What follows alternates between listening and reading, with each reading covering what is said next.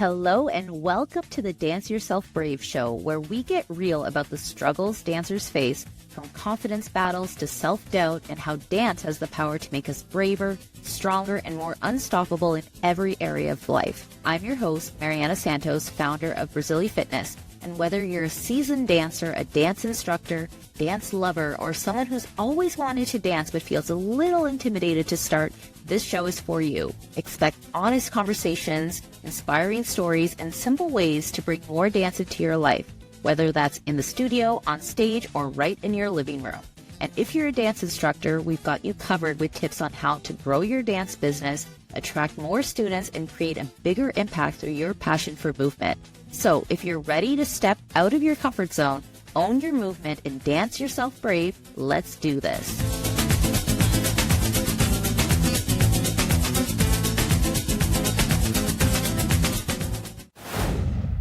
Hello and welcome to another episode of the Dance Yourself Brave show. I'm your host, Mariana Santos, founder of Brazily Fitness, and I'm so excited that I have Charlotte Franklin here with me today. How are you doing, Charlotte? I'm good. How are you? I'm so well. Thank you so much for coming on the show. So Charlotte Franklin is a Scottish-born dancer now based in London. She has performed for the likes of Ellie Goulding, Calvin Harris, and in the Fast and Furious franchise, along with teaching in studios, schools, and colleges across the UK. Along with her performing, she is passionate about giving back to her community and those trying to enter the commercial dance industry. So wow, lots of cool stuff that we can talk about today. So I always like to start from the beginning. So tell me about yourself and how you got started with dance.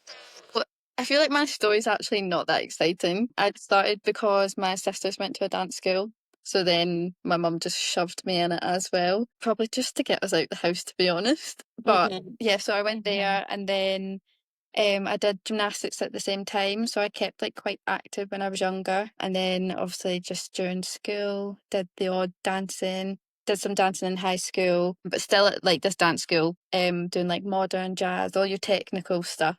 And then after I finished high school, I went into a college because I know in the UK we have like musical theatre and like the arts, like colleges and universities. I don't know how common that is like in America or anything. So I went to a college for 3 years, and then that's where I found my love for like hip hop, which I did a complete like 180. I was like, I'm a technical girl, I'm gonna go and do like musical theatre. But now I'm like, I don't think that's for me.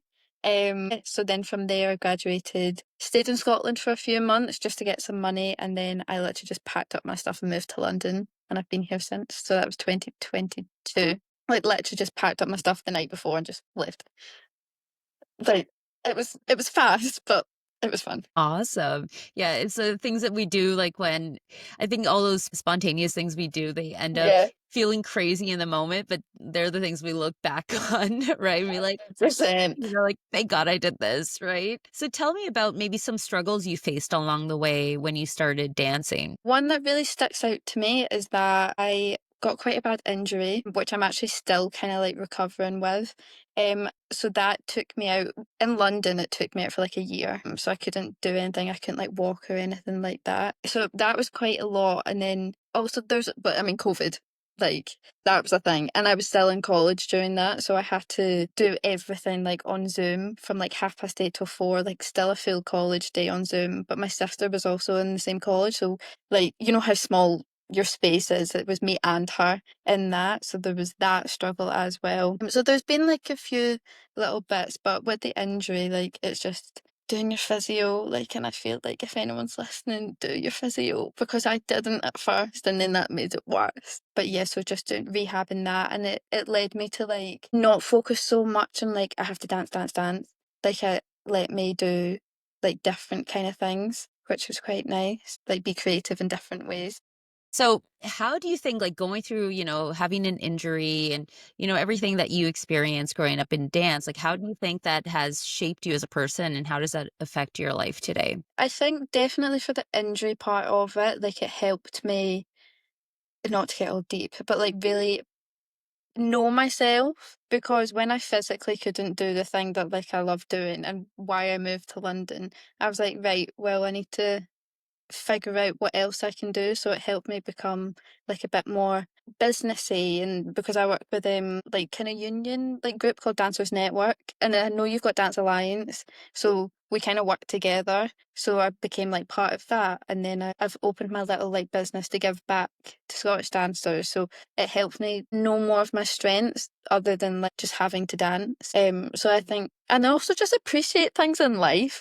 Because you're so much like, oh my God, I need to dance, need to dance. And I'm like, I can literally just go outside and just sit in the sun and be like, no, this is fine. Like, and yeah, it made me a lot more like patient and just appreciate things a lot more. Yeah. Yeah, that's beautiful. Like I think when those things happen, it really helps us to count our blessings, right? And I Yeah, think a that, hundred you percent. know, for someone who dances every day, like it must have been torture for you not to be able to dance for a year, right? But I'm sure that also shifted your perspective and got you focused on, the little things in life a little bit more. Yeah, 100%. Yeah. And what is something that you wish your students knew about you? When I read this one, it actually really stumped me.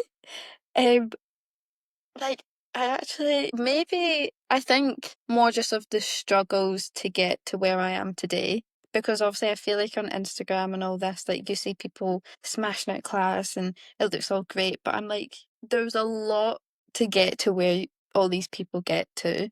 So like even after college, like I would stay in town and then I would go to like a freestyle session and then I'd go to an open class, which sometimes I taught, but sometimes I did, and then I would have to get the train all the way home and then walk all the way home. So I wasn't getting home till like 1 in the morning, maybe half one. Then had to prep all my stuff for college the next day to then be at my friend's house for 6 in the morning to go to college. And I was doing that like constantly. Hmm. So like even just that, and then just all the no's, the change of life. Like I think it's just, yeah, no one really knows what anyone does to like get to where they are. So I think definitely not to put pressure on themselves or anything. Also that like to know that I'm actually a little bit shy. Sometimes I can come across quite like, but I'm like I'm actually quite a shy person. Yeah, I'm the same way. Like some people think that I'm like super outgoing and like when they come to my classes, but I'm actually shy too. Like I like to be in my own little corner sometimes, Yeah, me so too. I I'm can like, relate. yeah, But I love how you said that, like there's a lot that happens behind the scenes, right? Sometimes people yeah, think like people reach success overnight, and no, there's so much that happens, especially now, like you said, on social media. It can seem like people have this like glamorous, like easy life, but they're usually just showing the highlight reels, right? And not yeah, so a much the hundred struggles. percent. Yeah. And what is like a student success story that stands out to you the most? Like, so something that maybe happened recently or one that like you never forget that someone told you about, like an impact that you've had in their life? One that sticks out to me, shout out to Abby McKean. I've taught her when I think she must have been like, I don't know, 10, 11, 12, maybe. And I just remember she was always struggling with like pirouettes. And then one day we started to do privates and stuff. And then one day she managed to do four. And we actually were both like, I don't know why that sticks out to me, and it might not be the most like amazing thing ever, but that sticks out to me so much. And just like the joy in her face, and like we were like, yeah, we did it. Like just little small things like that really sticks out to me. Yeah, it seems like it's small, but it's actually really big, right? Because like you Yeah, said, like the joy you saw in her face, right? And just that confidence that she built in herself, right? Like the fact that she thought she wouldn't be able to do it. And then there she is doing four pirouettes, right? So that is going to build her confidence for anything that she wants to try to achieve in life, right? So yeah, because she was so shy like at the time, and now she's like older, and now she's trying to come into like the commercial industry. Seeing from her there being young to her now, and like me just remembering that, I'm like, it just makes me so proud. yeah, and it's so beautiful that you're a part of her journey. That's what I think is so beautiful with dance, right? We have no Yeah. idea like the ripple effect that we can have on Yeah. people's lives, right? Because then you affect her life, and then she will affect who knows how many more lives, right? 100%. It's wonderful. And what would you say is the kind of impact that you're looking to make in the world? I know, what a deep question. I think in terms of like not even dance, like I just am very passionate about like this is very like political, but like women's rights. And I'm like, and we can do that through dance and stuff like that. But I just think ultimately I just want people to be like happy and feel like comfortable around me. And like I would hope that if I say do that for my students, they can then do that for other people, and like just make sure we stick up for each other, look out for each other, especially as girls, like we need to look out for each other. So I just think it's more, I know that that like doesn't really tie into dance, but I'm like, I'm just so passionate about that. I'm like, I think everyone just needs to be a lot nicer to each other and like just show love through movement and just through life. Like, 100%. Yeah, Just be nice to each other. just be And nice to that's each the impact that other. I would want to make.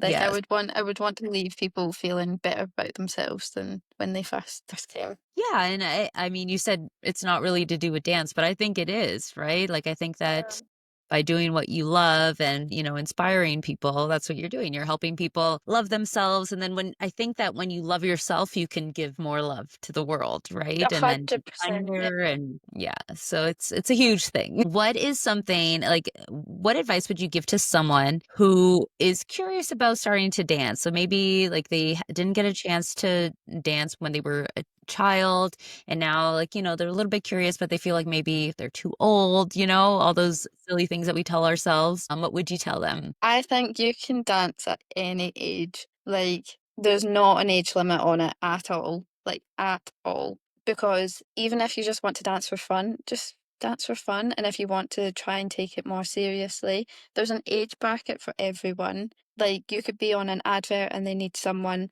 who's like a little bit older to be like someone's mum to do a duet. Like, there's a job for everyone. But I think my main piece of advice would be just enjoy it, but then also, oh, the little thumbs up, that was so cool.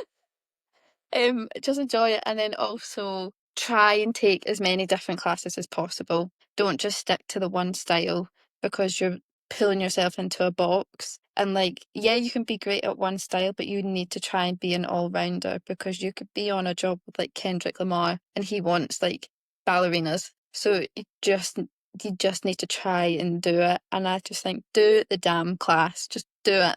Like, there's going to Hmm. be other people in the same boat as you that are a little bit nervous, but you'll make a friend. So just try and do as many things as possible, and there's no age limit on it at all. Amazing. Yeah, I think, like you said, it's for everyone and try as many styles as you can because also like it might be like the first couple styles you don't really like, right? So then keep going until you find something that really speaks to you. But tell us a little bit more about your experience dancing.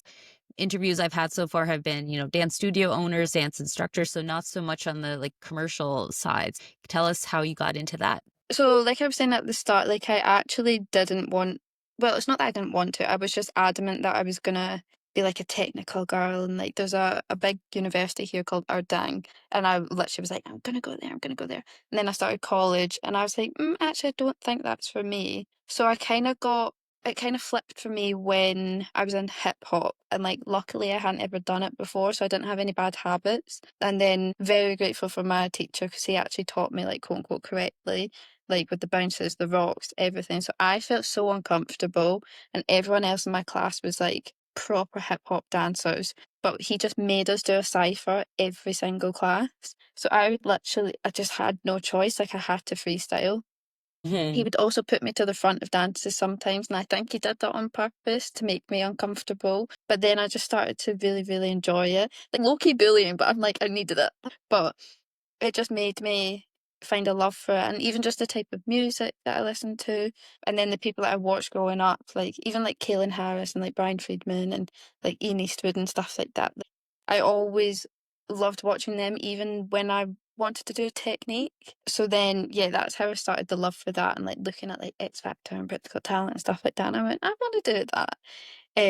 But I also was like still teaching at the same time. So teaching like all my jazz, my ballet, like I will never stop teaching them because I absolutely love it.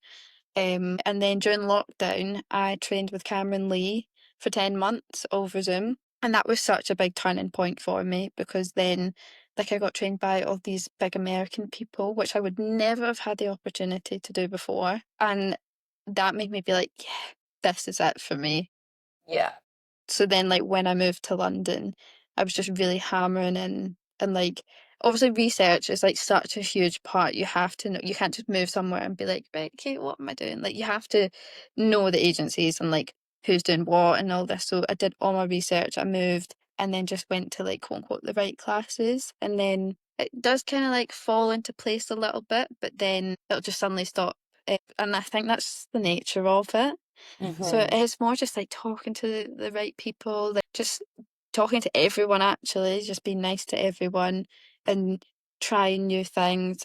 If someone wants to do a video, just do like the concept video, do sessions with people, definitely like go to battles, just keep your mind like and your whole experience like so varied. And I just, the more I got into it and the more I researched, that's how I found the love for it. And like I actually genuinely enjoy researching stuff like the history of like hip hop dance, and like I actually enjoy doing that. uh, but as well as like my technique, yeah, I still teach all my technique. And then last year, I'm like just talking so much, last year I started my own like business, and it was mainly for Scottish dancers, but it's just to give them an opportunity to see what it's like to be in the commercial industry. So I just given back to my community because it did so much for me. So I brought up people from London and like agencies, and because we've never been taught how to even read a contract, and that's so important, and like even do taxes, like that's so important, and we never get taught that. So I brought these people in to help them as well. So I just want to give back to my community as well, and just I love that. Yeah, and I'm sure it's a tough industry, right? Like very yeah, competitive and everything, right? So I'm sure that they really appreciate your help because it can be very overwhelming, right? Just like anything yeah. like new that you're getting into. So I love that you're doing that. And why don't you share now how people can get in touch with you? Let's say they want to chat, connect, maybe take a class with you, a My workshop. DMs are How can they always reach out to you? open. Yeah, my DMs are always open. Like I just love a chit chat. Like, I just love people. I'm like, just come. So my Instagram is Charlotte Franklin 7. That 7 is so annoying, but it just won't leave. So Charlotte Franklin 7, and that's kind of where I put everything. And then my like business is Break the Barrier, so it's BTB_intensive, and but it's linked in my Instagram. I'm also coming out to America in May.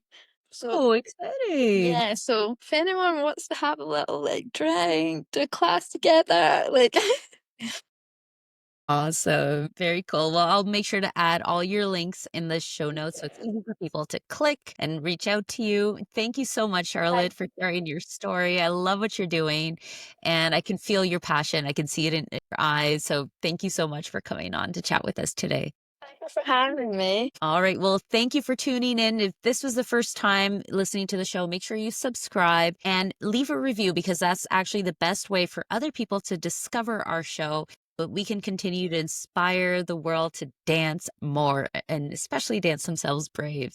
Thank you, and I'll catch you next time. Thanks for tuning in to the Dance Yourself Brave show.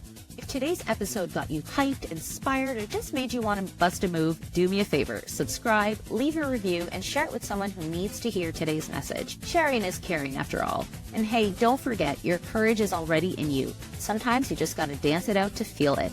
Catch you next time. Keep shining and keep dancing yourself brave.